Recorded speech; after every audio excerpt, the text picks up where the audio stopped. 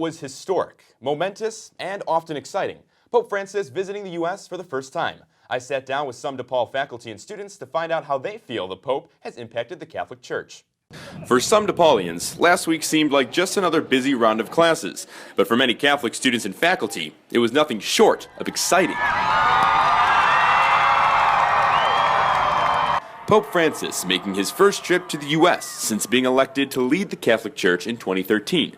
Since then, he's made a lot of impact and changes to the Church, such as welcoming the LGBT community into the Church, being more forgiving of abortion, and recently making it easier for Catholics to get annulments.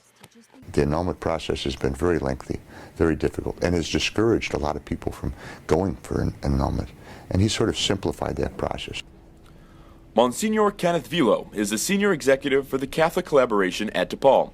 He's been a priest for 42 years in Chicago and served as executive assistant to the late Cardinal Bernardine. He believes the Pope's impact on the Church will be evident as we see how the new College of Cardinals evolves and how the Church is portrayed to the world. It's the image of who we are as Catholics, and I think he is the best of images that we can have at this time. Pope Francis is seen by many as the down-to-earth holy leader. He's eliminated many of the boundaries that separate him from the public. He's refused to live in the papal apartment and allowed himself to become more accessible than any other pope in history. In this memorable photo, he embraces a man with a genetic condition that's left growths all over his body.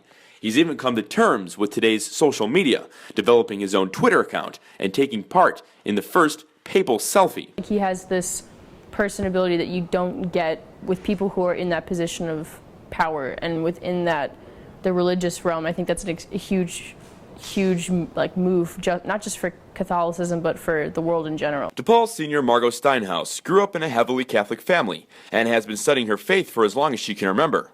She feels that this Pope has brought fresh air to the Church and hopes his new liberal approach will change the views of Catholicism for upcoming generations. They don't give us anything to look forward to. It's not fun for us. It's not something people want to particularly go to as a young person. And he's saying that's not true. That's not what it's about. Just south of the DePaul campus is the St. Vincent Parish, which many practicing students visit each Sunday to reflect on their Catholic faith. Father Jeremy Dixon is the pastor at the church. He feels Pope Francis is the first Vincentian Pope and shares many of the same ideologies as St. Vincent de Paul. I think that both Vincent and Pope Francis talk about the human person is central, and everything flows from that understanding that the human person is created by God and has that dignity, and thus we need to treat other people with that dignity and the respect that's given to them by God. Open letter to Pope Francis. Are you planning to redefine church doctrine? But some Catholics question the Pope's positions, as in this open letter to the Pope from theologian and author Dr. Kelly Bowring.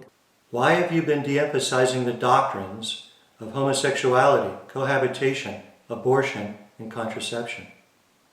Why are you strategically placing church leaders in key places that promote doctrinal compromise and change? But here at DePaul, support for Pope Francis is widespread. Freshman Anna Niehaus recalls her excitement seeing the Pope when she visited Italy last year. There were so many people, and it was all in Italian, but just being there and having the spiritual vibe that was coming from him. You could barely see him, but just being there and being in his presence was amazing.